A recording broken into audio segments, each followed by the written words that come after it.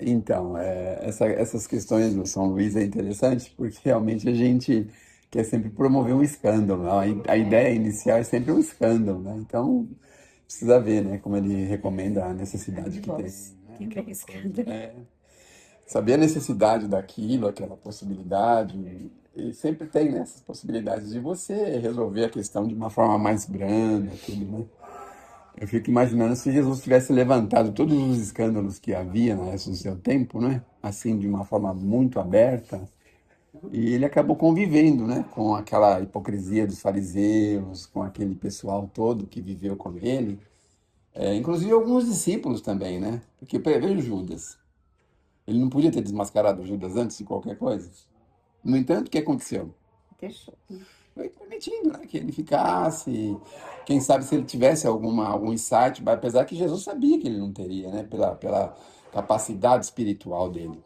Porque também a gente espera, às vezes, uma regeneração, mas a pessoa não tem capacidade espiritual para aquilo, né? Então, isso é uma coisa que a gente tem que saber, né? Tem que ter essa humildade de entender que para aquela vida a pessoa não vai ter. O Chico, quando a gente soube sobre os trabalhos da penitenciária com os presos, ele sempre dizia assim: olha, não espere que eles vão sair de lá, vão ser melhores, só porque você fez reuniões lá com eles, falou do evangelho. Não espere nada disso.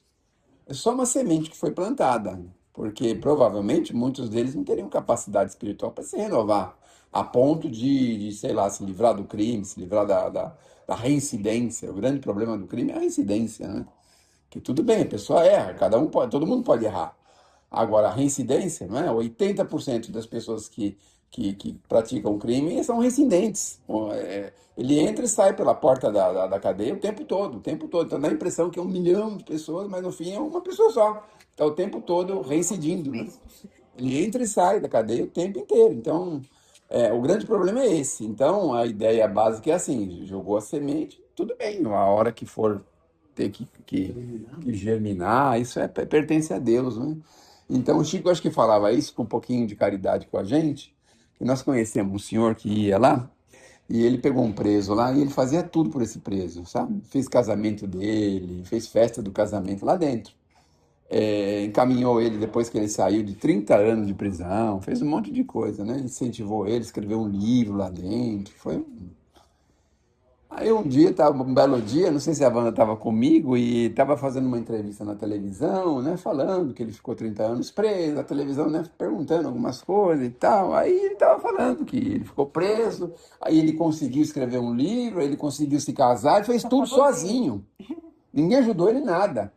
E eu fiquei tão vermelho com aquilo, mas tão vermelho, porque